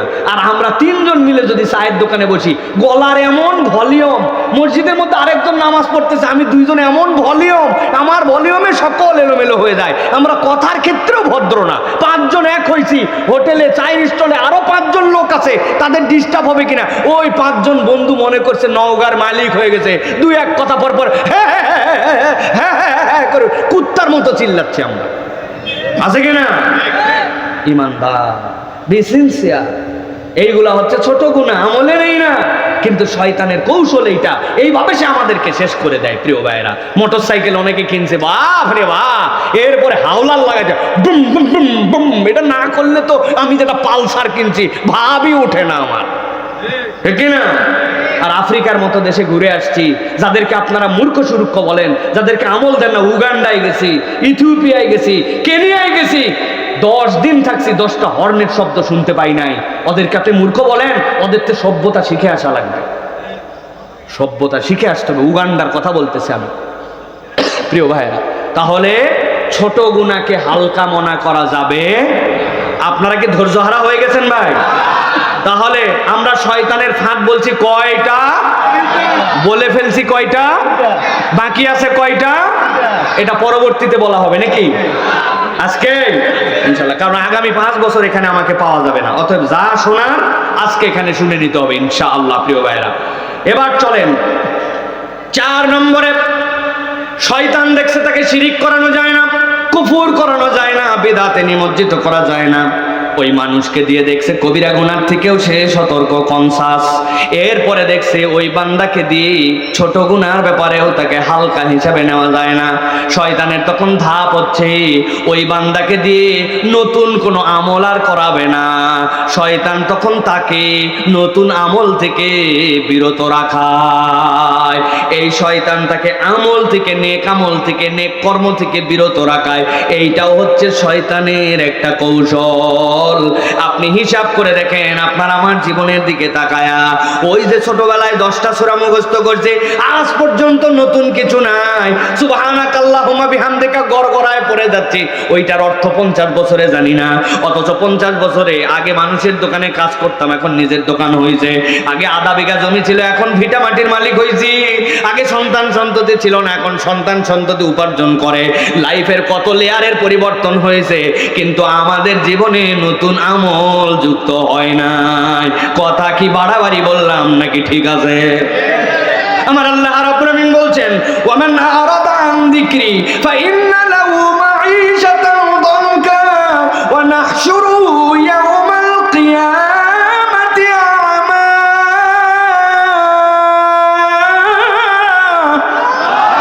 আল্লাহ বলছেন কিয়ামতের দিনে এক শ্রেণীর লোক রব্বুল আলামিনের সামনে দাঁড়ায় যাবে। আল্লাহ বলবেন, ওই মানুষগুলা কারা? ওই মানুষগুলা হচ্ছে অন্ধ। যেই মানুষগুলার অন্ধত্বের কারণ হচ্ছে দুনিয়ায় তাদের কাছে আল্লাহর জিকির এসেছিল, আল্লাহর বিধান এসেছিল, তার হাতে কোনো সময় ছিল না সেইটা গ্রহণ করা, সেই অ্যাকসেপ্ট করার। রাজনীতি করে বাম্পার করে ফেলছে, ব্যবসা করে ফাটায় ফেলছে, সংসার করে উদ্ধার করে ফেলছে, কিন্তু আল্লাহর কোরআনের সাথে সম্পর্ক ছিল না, আমল বানানোর সাথে সম্পর্ক ছিল না। মসজিদে আগে যে 2 রাকাত দুখুলুল মসজিদ পড়বে, এই সময়টুকু তার হাতে ছিল না। ওযু করার পরে 2 রাকাত সালাত যে পড়তে পারে, সারা জীবন 1000 বার ওযু করছে, 2টা রাকাত তার ওযুর পরে সালাতের মতো হুঁশ ছিল না। নামাজের পরে একটুখানি 2 মিনিট বসলে আজকারগুলা শেষ হয়, এইটুকু করে নাই। যে ইস্তেগফার পড়লে সকালবেলা সন্ধ্যার মধ্যে মৃত্যু হলে তার জান্নাত হয়ে যায়। আবার সূর্য অস্ত যাওয়ার পরে যদি সে ইস্তেগফার পরে ফজরের আগে মারা গেলে তার মৃত্যুটা আল্লাহ জান্নাতি মৃত্যু হিসেবে কবুল করে নেয়। সাইয়্যিদুল ইস্তেগফার। এত দুনিয়ার বিদ্যা শিখছে, শুধুমাত্র এই ইস্তেগফারটুকু শিখার সময় পায় নাই। আমার আল্লাহ বলছেন, ওমান আরাদা আন যিকরি, আমার কোরআন থেকে তুমি মুখ ফিরায় নিছো। আমি আল্লাহ বললাম, ফাইন্না লাহু মাঈশাতান দানকা, দুনিয়ার জীবনটাও তোমার জন্য সুখকর হবে না। সব পাওয়ার পরে মনে হবে কি জানি নাই, মনের মধ্যে সুখ নাই, ভালো লাগে না। আল্লাহ বলছেন, লাঞ্ছনার জিন্দেগি তোমার হবে, আর পরকালের জিন্দেগিটা তোমার অন্ধত্বের হবে। ক্বালা রাব্বি লিমা হাশারতানি আমা, বলতে শুরু করবে, আমার আল্লাহ, আমার তো চোখ ছিল দুনিয়ায় 70 বছর বাঁচতে, চশমা লাগে নাই, এখন কেন আমার অন্ধ করে তুলছো? আল্লাহ বলতেছেন, ওয়াকাদ কুনতু বাসীরা, সে বলবে আমার তো চোখ ছিল।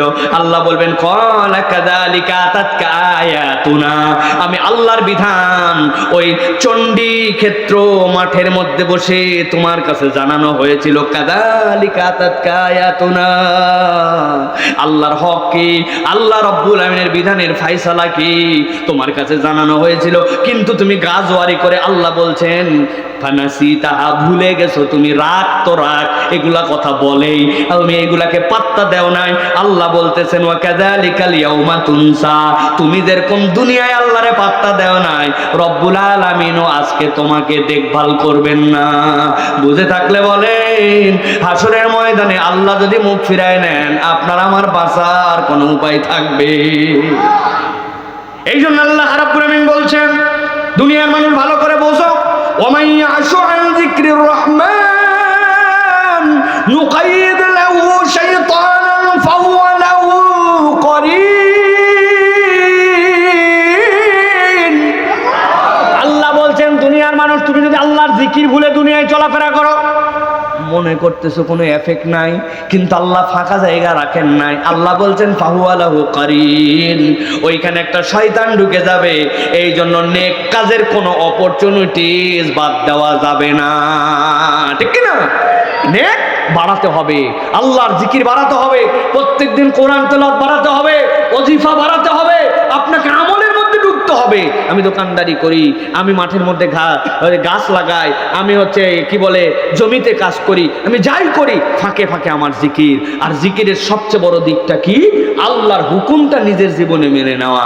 অনেক মা বোন আসছে ওয়াজ শোনার জন্য হুমরি খায়া, কিন্তু যে পোশাক পরে আসছে ওই পোশাকটা আল্লাহ অ্যালাউ করে না। তাহলে আপনি নফল করতে আসে আপনি ফরজ যদি ত্যাগ করে ফেলেন, তাহলে এইটা কি বাঁচা যাবে ভাই? না। হ্যাঁ, আপনি আপনার বউ আসছে, তার বয়স 60 বছর, উনি হাত মোজা পা মোজা লাগায়া, আর 18 বছরের একটা মেয়ে, তাকে আপনি হাত ধরে নিয়ে আসছেন যে 2 পিস 3 পিস পরে আসছে, জিজ্ঞাসা করছেন কি ব্যাপার চাচি? পর্দা তো আপনার আল্লাহ হালকা করে দিয়েছে, আপনার যদি শাহওয়াত না থাকে, কামনা না থাকে, তো হাত মোজা না মোজা পড়লেও গুনাহ হবে না। আর যার পর্দা করা লাগবে এর অবস্থা এরকম কেন? কয় আমিও বিয়ার পরে ধরছি, বা বেটির বিয়ার পরে ধরবে। আছে না এরকম? কেমনে হবে তাহলে? আল্লাহ রাব্বুল আলামিন এই জন্য বলছেন এখান থেকে আপনাকে বাঁচতে হবে। আল্লাহ বলছেন এই জিক্রের রহমান থেকে সরে গেলে আল্লাহ ওই জায়গায় শয়তানের কারিন ঢুকায় দিবেন। অতএব নেক আমল বাড়তেছে কিনা এই ইভালুয়েশন করা, এই ইহতিসাব করা, এটা হচ্ছে ইমানদারের সবচেয়ে বড় গুড ম্যানার্স। সে প্রত্যেকদিন চিন্তা করবে আল্লাহ কিছু বাড়ছে কিনা, অন্তত কমে যায় নাই তো, নতুন আমি কি যুক্ত করলাম আমার জীবনে। আপনাদের কাছে আমি সহ ইনক্লুডিং মি, আমি ফুটানি মারা গল্প বললে হবে না, একটু হিসাব করে দেখেন লাস্ট 1 বছর, লাস্ট 2 বছর একটা আমল বাড়ছে?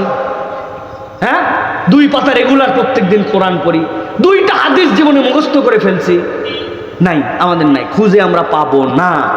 আরো এশার নামাজ আগে ছিল 17 রাকাত, এখন এশার নামাজ হয়েছে 7 রাকাত, কারো কারো ক্ষেত্রে 4 রাকাত, ঠিক না ভাই?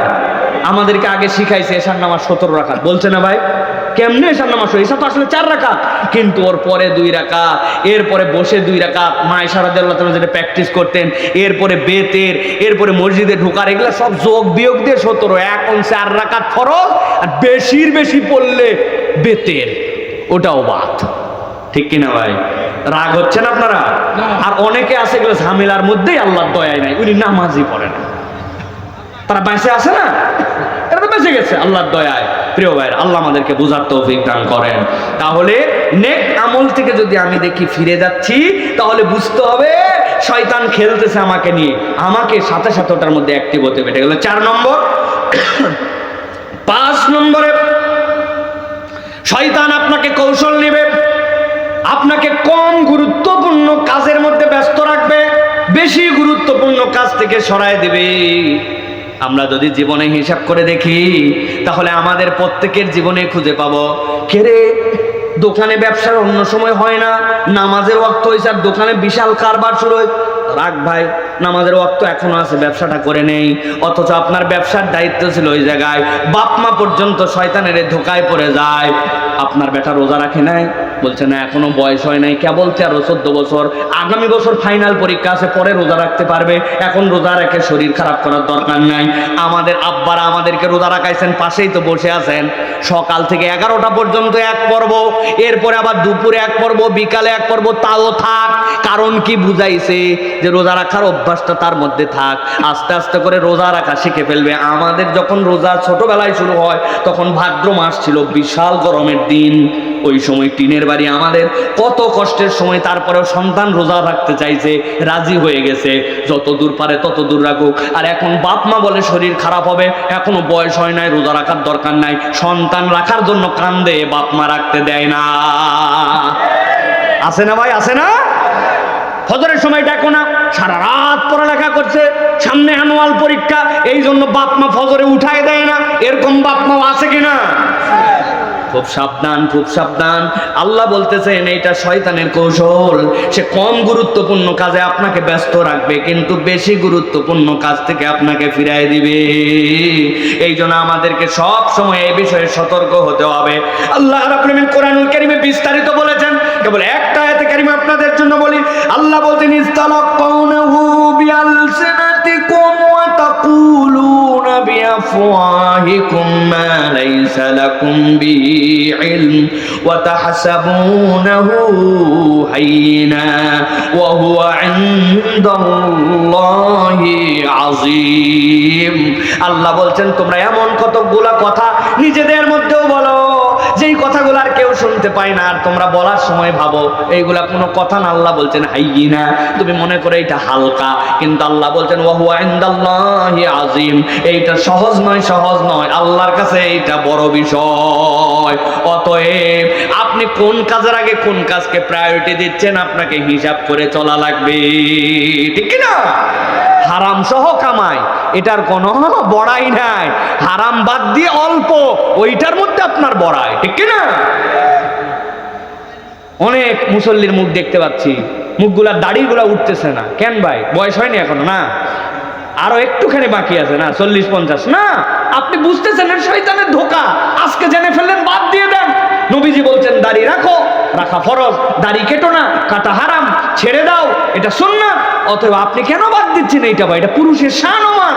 এতদিন আল্লাহ ধোঁকার মধ্যে ছিলাম, যা আজকে বুঝে ফেলছি যে এটা আমার জন্য অনেক গুরুত্বপূর্ণ। কেননা কখন আমার ডাক চলে আসবে আমি তো জানি না। কবরে যাওয়ার পরে যে আল্লাহর নবীকে দেখানো হয়, মান হাযা রাজুলুল্লাযী বুইসা ফি কবরিক, দেখো তো এই লোককে চিনো কিনা। তা আমার অবয়বের সাথে তো মিল নাই, আমি তো না পাগড়ি নিয়ে যেতে পারি, না টুপি নিয়ে যেতে পারি, না আমি অন্য কোনো সুন্নত নিয়ে যেতে পারি, নবীর এইটা নিয়ে যেতে পারি, তাহলে এটা বাদ দেবো কেন? শয়তান ধোঁকায় ফেলছে, যা এটা কাটা বন্ধ করলাম, অন্তত বড় পরে করি, কাটা বাদ দিলাম। রাজি আছে ইনশাআল্লাহ? এইটা আপনার তো দাড়ি অনেক বড়, আপনার ইনশাআল্লাহ বলার না বলার কি যায়? আল্লাহ কবুল করুক প্রিয় ভাইরা। তাহলে এটা 5 নম্বর, আর একটা বাকি আছে, বলবো প্রিয় ভাইরা? সর্বশেষ যখন শয়তান দেখে নেক আমল থেকে ফিরানো যায় না, সতর্ক বান্দা, কবিরা গুনাহ থেকে ওই বান্দা বেঁচে থাকার চেষ্টা করে, শিরিক বিদআত বুঝে ওই বান্দা আল্লাহ রাব্বুল আমিনের কুফরির থেকে বেঁচে থাকার চেষ্টা করে। শয়তান শেষ কৌশল নেয়, এইটা কোনো নরমাল মানুষের সাথে খাটায় না, এইটা ভালো ভালো মানুষের সাথে খাটায়। শয়তান তখন বুদ্ধি করে এই বান্দার আমলের মধ্যে রিয়া আর অহংকার ঢুকায়া দেয়। ভালো ভালো মানুষকেও শয়তান শেষ ধোঁকা এইটা দেয়। সবাই ধ্বংস হয়ে গেল, বা নামাজ কালাম কেউ পড়ে না, আল্লাহর দয়ায় বেশি দিন না, তবে 30 বছর কোনো কাজা নাই। কথা সত্য, কিন্তু একটু ভাব আছে এর মধ্যে, রিয়া, লোক দেখানো। শয়তান এইটা ঢুকাই দিয়েছে তার মধ্যে। শয়তান ঢুকাতে পারছে মানে গেইনার। এই জন্য খবরদার, কোনো আমল যেন আমার রিয়া না নিয়ে আসে, কোনো আমলের দ্বারা যেন অহংকার না হয়, এটা বুঝতে হবে। কি সব বক্তারা এখন ওয়াজ করে, ওয়াজ শুনতে হলে আমারটা শুনো, সাবজেক্ট নিয়ে কথা বলি। শয়তান চিন্তা করছে, হুজুর যা ওয়াজ করছে, টাকাও কামাই হবে, ওয়াজও হবে, কিন্তু মাল মশলা থাকবে না, জাহান্নামে যাওয়ার কারণ হতে পারে। কেন? শয়তান টার্গেট করছে, ইনারে তো অন্য কোনো দিক দিয়ে ধোঁকা দেওয়া যায় না, ধোঁকা দেওয়া লাগবে রিয়া দিয়া আর অহংকার দিয়া। বান্দা সতর্ক হতে হবে, আমাদের কোনো আমল দ্বারা যেন রিয়া প্রকাশ না হয়, অহংকার প্রকাশ না হয়, ঠিক না? এটা আপনাকে বি কনসাস, খুবই খুবই সতর্ক থাকতে হবে। তবে এখানে আবার ভুল বোঝা যাবে না। এত সুন্দর পাঞ্জাবি পরলেন, এত সুন্দর জুতা, আপনাকে আল্লাহ কামাই রোজগার দিছে, তাহলে আমার কি সুন্দর জামা পরা, সেজে গুজে থাকা, ভদ্রভাবে থাকা, এইটা কি আমার অহংকার? না, নবীজি বলছেন না, অহংকার হচ্ছে অপরকে ছোট ভাবা আর সত্যকে প্রত্যাখ্যান করা। এই দুইটা তোমার মধ্যে থাকবে না। ইন্নাল্লাহ জামিল ইউহিব্বুল জামাল, আল্লাহ সুন্দর, আল্লাহ দেখতে চান বান্দা সুন্দর হয়ে ঘুরবে। কিন্তু আমার পাঞ্জাবি যেটা, এটা ভাই ইয়োলোর থেকে নেওয়া, আরমানির থেকে কেনা, তোরটা লোকাল ব্র্যান্ডের কোনো চিহ্নই নাই, এগুলো আমি পরি না ভাই, বহু আগে পরা বাদ দিছে। ও ভাব, উনি একটা পড়ছে পরে ভাব নাই, আছে কি না ভাই? খালি বলছে তোর জুতাটা তোরে ঢাকার থেকে আনা, ইটি কুটি পাবে, এলাকার লয়, এলা পরি না, জানি ঢাকার থেকে এনে পড়ি, বিরাট একটা ভাবে চলে আসে। এটার নাম কি? অহংকার। খবরদার, অন্যের থেকে আমি সেরা, অন্যকে আমার থেকে ছোট ভাবা, এটা আমার দোষ না, এটা শয়তানের ইনজেকশন, আমি না বুঝে করে ফেলছি। অতএব এটাতে সতর্ক থাকতে হবে, কোনো আমল দ্বারা যেন রিয়া প্রকাশ না হয়। দান অনেক সময় সিররান হবে, অনেক সময় আলানিয়াতান হবে। আলানিয়াতের নিয়ত কেউ, আল্লাহ আমি 10,000 টাকা দিলাম, আল্লাহ তুমি এটা কবুল কর, আল্লাহ আমি এটা দেওয়ার উদ্দেশ্য, এই সমাজে অনেক লোক আছে আমার থেকে স্ট্যাটাস কম, আমার থেকে স্ট্যাটাস বেশি, সে চাইলে 50 দিতে পারে, কিন্তু আমি 10 দিলাম, ও যেন উৎসাহিত হয়, আল্লাহ 50 দেয়। আপনার নিয়ত এইটা হবে। এখন আপনার যদি ফুটানি হয় এটা আমি দেখানোর, তাহলে তো দুইটাই ধ্বংস হয়ে গেল আমাদের জন্য। এই জন্য শয়তানের এই শেষ ধোঁকা থেকে আমাদেরকে সতর্ক থাকতে হবে। পারবো ইনশাআল্লাহ? সর্বশেষ পয়েন্ট হচ্ছে, এই 6টা রোগ বললাম, এই 6টা রোগের থেকে বাঁচবো কোন ওষুধ দিয়ে? আমাদের সালাফরা এরকম ছিলেন না, খালি থিওরি দিয়ে চলে গেছেন, 4টা পরামর্শ দিয়েছেন। যারা এই 4টা পরামর্শ মানবে জীবনে, আল্লাহ রাব্বুল আলামিন তাদের থেকে শয়তানের ধোঁকা থেকে হেফাজত করে দিবেন। সুবহানাল্লাহ বলেন। তাহলে পরামর্শ কয়টা? কথা বলতে হবে, কয়টা? 1 নম্বরে সৎ পরিবেশে থাকা। কি পরিবেশ? সৎ। আপনার বন্ধু বিড়িখোর, 2 দিন পর আপনি তো গাঁজাখোর হবেনই। আপনার বন্ধু বেনামাজি, আস্তে আস্তে আপনার নামাজ তো সে ছাড়বেই, এটাই তো তার টার্গেট। তাহলে আপনাকে পরিবেশটা ভালো থাকতে হবে, সৎ পরিবেশে থাকা। আল মারউ আলা দীনি খলিলিহি, মানুষ তার বন্ধুর চরিত্রে রূপান্তরিত হয়। সেই জায়গায় গীবত হয়, ওই চায়ের দোকানে বসলে তো আপনি শেষ পর্যন্ত বলবেনই এগুলো কথা বলা ঠিক না, না বলেও পারি না, আল্লাহ মাফ করুক, কথা ঠিক। আপনি গীবত করার বাদ থাকলেন কি? এটা পরিবেশের দোষ। এই জন্য সৎ পরিবেশে থাকতে হবে। কি পরিবেশ? নেককারদের সাথে চলাফেরা করতে হবে। 2 নম্বরে নিয়মিত ইস্তেগফার করতে হবে। আপনাকে আল্লাহর কাছে ইস্তেগফার করতে হবে। নবী করিম সাল্লাল্লাহু আলাইহি ওয়াসাল্লাম যিনি মাসুম, তিনি যদি 70 বার ইস্তেগফার করেন, অনেক সালাফরা বলেছেন তোমাকে মিনিমাম 71 বার করতে হবে, তাছাড়া তোমার বাঁচার উপায় নাই। তাহলে আমরা আল্লাহর কাছে ইস্তেগফার করব। ইস্তেগফার নট লাইক দ্যাট যে আপনি কেবল মুখ থেকে বলবেন সরি, এটা আপনার অন্তর থেকে আসবে, এরপর আপনি মুখ দিয়ে প্রকাশ করবেন, ভবিষ্যতে করবেন নাই প্রতিশ্রুতি দিবেন, এইটার নাম ইস্তেগফার। এটা 2 নম্বর আমল। 3 নম্বরে আল্লাহর কাছে উপকারী জ্ঞান চাওয়া। আমরা বহুত কিছু চাই ভাই, আল্লাহ টাকা দে, বাড়ি দে, গাড়ি দে, রাজনীতি দে, সমাজপতি বানা, কত চাহিদার শেষ নেই, চান বৈধগুলা, কিন্তু আমরা কখনো উপকারী জ্ঞান চাই না। এই জন্য আল্লাহর কাছে চাইতে হবে, আল্লাহুম্মা ইন্নী আউযু বিকা মিন ইলমিন লা ইয়ানফা। আল্লাহ ওই জ্ঞান আমাকে দিও না যেটা আমাকে উপকার দেয় না, আর ওই জ্ঞান আমাকে দাও যেই জ্ঞান আমাকে কল্যাণ দেয়। তাহলে আজকের থেকে আমাদের দোয়ার একটা সাবজেক্ট হবে আল্লাহর কাছে উপকারী জ্ঞান চাওয়া। পারবো ইনশাআল্লাহ? বলেন আল্লাহুম্মা ইন্নী আউযু বিকা মিন ইলমিন লা ইয়ানফাউ। আল্লাহ ওই জ্ঞান দিও না যেই জ্ঞান আমাকে উপকার দেয় না, ওই জ্ঞান দাও যেটাতে আমি হালাল হারাম চিনি, শিরিক বিদআত চিনি, আল্লাহ ওয়ালা কেমনে হবো ওইটা চিনি, ওই জ্ঞান আমাকে দাও। তাহলে জ্ঞান ভিক্ষা করবো আল্লাহর কাছে ইনশাআল্লাহ। সর্বশেষ যেটা, সেটা হচ্ছে নফস এবং শয়তানকে চিনে ফেলা এবং তাদের কর্ম জানা।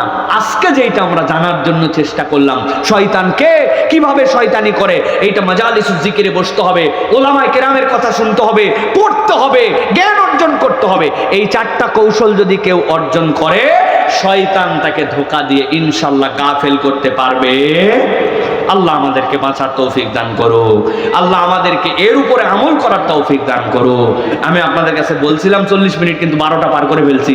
এই জন্য আমি আপনাদের কাছে আন্তরিকভাবে দুঃখ প্রকাশ করছি যে একটু দীর্ঘ হয়ে গেল, কিন্তু আপনারা সকলে আসছেন, একটা অনন্য আয়োজন হয়েছে। আল্লাহ যেন এই আয়োজনকে কবুল করেন, যারা এটার উদ্যোগ নিল তাদেরকে কবুল করেন, যারা এটার পিছনে সহযোগিতা করলো আল্লাহ তাদেরকে কবুল করেন। আমাদের নওগাঁর আমি বলবো যে আলহামদুলিল্লাহ এখন যত আলেমরা আছেন তাদের ওস্তাদের লেভেলে, এই সিনিয়র আলেমদের মধ্যে বর্তমানে কেউ নাই। নওগাঁ জেলার শত শত মসজিদ আছে, এই মসজিদের ইমাম মুয়াজ্জিন কমিটির সম্মানিত সভাপতির দায়িত্ব পালন করছেন। নওগাঁ কাছারি